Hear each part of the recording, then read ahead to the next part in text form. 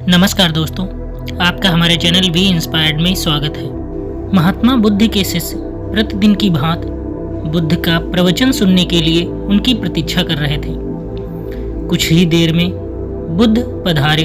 शिष्यों ने देखा उनके हाथ में एक रस्सी है। वे आश्चर्य से बुद्ध को देखने लगे कि वहाँ रस्सी लाने का क्या प्रयोजन। बुद्ध ने आसन ग्रहण किया और बिना कुछ कहे रस्सी में गांठ लगाने लगे। शिष्य अब भी उन्हें आश्चर्य से देख रहे थे। उन्होंने रस्सी में 3 गांठें लगाईं और उसे शिष्यों को दिखाते हुए पूछा, आप सब मेरे हाथ में ये रस्सी देख रहे हैं। आपके सामने ही मैंने इसमें 3 गांठें लगाई हैं। अब मैं आपसे पूछता हूँ कि क्या ये वही रस्सी है जो गांठें लगाने के पूर्व थी?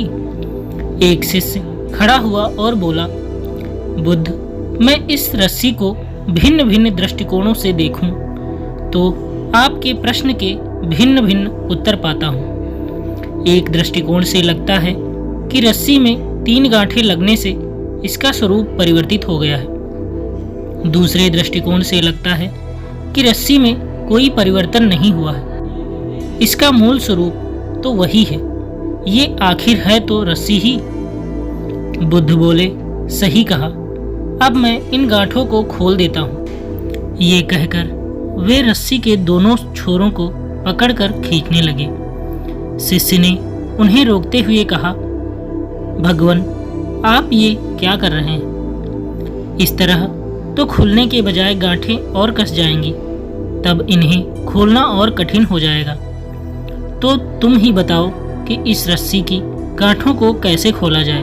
बुद्ध ने पूछा। बुद्ध, इन गांठों को खोलने के लिए पहले हमें ये जानना होगा कि ये लगाई कैसे गई हैं। ये जानने के बाद ही इन्हें खोलने का प्रयास करना होगा। सही कहा, बुद्ध बोले। रस्सी और इनमें लगाई गांठों द्वारा मैं तुम्हें जीवन में आने वाली समस्याओं के निवारण का सही तरीका बताना चाहता हूँ। रस्सी जीवन है और इसमें लगी गांठें जीवन में आने वाली समस्याएं हैं। जब भी जीवन में समस्याएं आएं तो पहले उन समस्याओं का मूल कारण जानने का प्रयास करो। कारण जान लेने के बाद ही उनका निदान संभव है। लोग ये जानने का प्रयास ही नहीं करते कि समस्या उत्पन्न कैसे हुई और उसका समाधान खोजने में लग जाते हैं। प्रायः मेरे पास समस्याएं लेकर आने वाले पूछते हैं, मुझे अत्यधिक क्रोध आता है, इसका निदान बताइए। वे कभी जानने का प्रयास ही नहीं करते कि उन्हें क्रोध क्यों आता है। वे अहंकार समाप्त करना चाहते हैं, किंतु कभी ये जानने का प्रयास ही नहीं करते कि उनमें अहंकार उत्पन्न कैसे हुआ। बिना समस्या का मूल जाने उसका निदान संभव नहीं है। समस्याओं की जड़ समझ जाओ और उन्हें जड़ से ही समाप्त कर दो।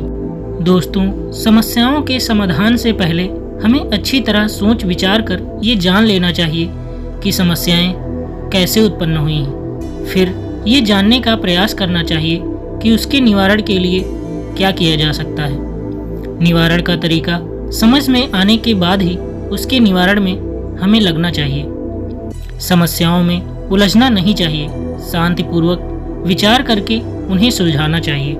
दोस्तों, आज की ये छोटी सी स्टोरी आपको कैसी लगी हमें कमेंट करके ज़रूर बताएं। अगर आपको ये वीडियो अच्छी लगी हो तो हमारे चैनल को सब्सक्राइब करें। धन्यवाद।